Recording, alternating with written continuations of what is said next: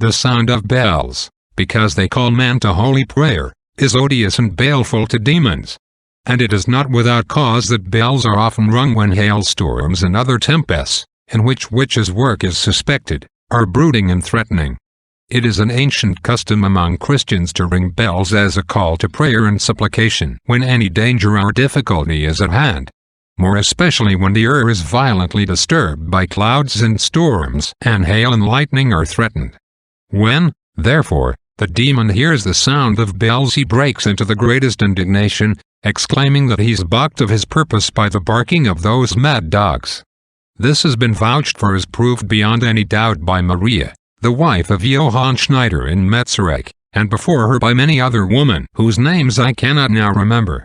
And if ever his subjects ask him what he means by those dogs, he disdains to call them by their name, as is the wont of those who have to refer to those whom they hold in utter detestation, and answers, "Those garrulous and idiotic bigwins, which, as you hear, are now so hatefully snarling at us." This was also made clear by the confession left by Katharina Pigeon, anno 1584, who was not so long ago convicted of the crime of witchcraft together with several others. That the demon does in very truth detest this sound, and that it is no mere simulated good affectation of hatred. All the witches who have been questioned on the matter have maintained that they have proved by frequent experience.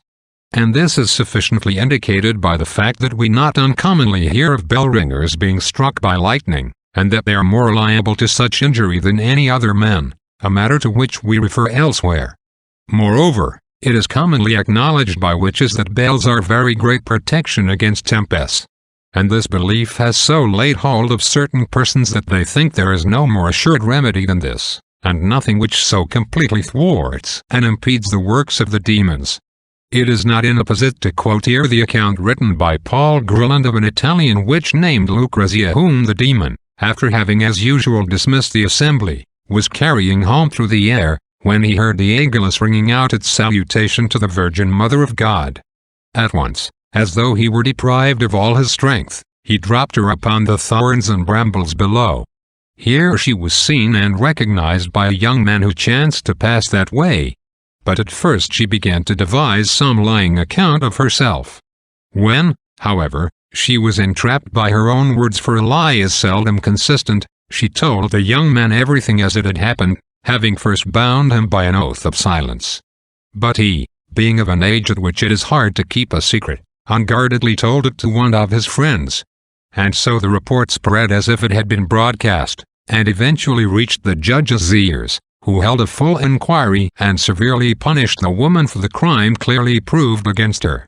Handel of Armentières, 1586, Joanna Berta, at St. Piermont, 1581, and certain other witches have stated that the ringing of bells is quite without effect unless it is done early.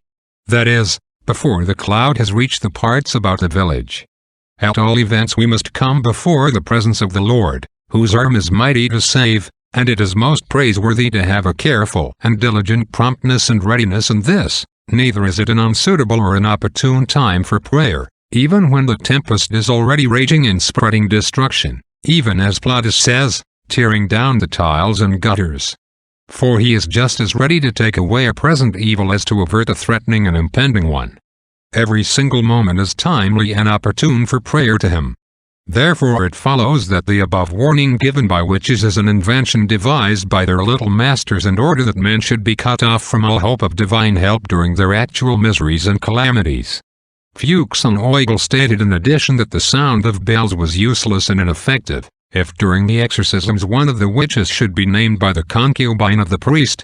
But I consider this to be ridiculous and absurd. And although some of late have denied that demons have in the air the power of causing hail and similar calamities, and that therefore it is a vain and idle superstition to ring bells as a protection against the violence of storms, yet they agree that demons are at times permitted by God to perform many extraordinary feats, in which they very clearly show their nature, and that they do many things which are beyond the bounds of our perceptions or understanding.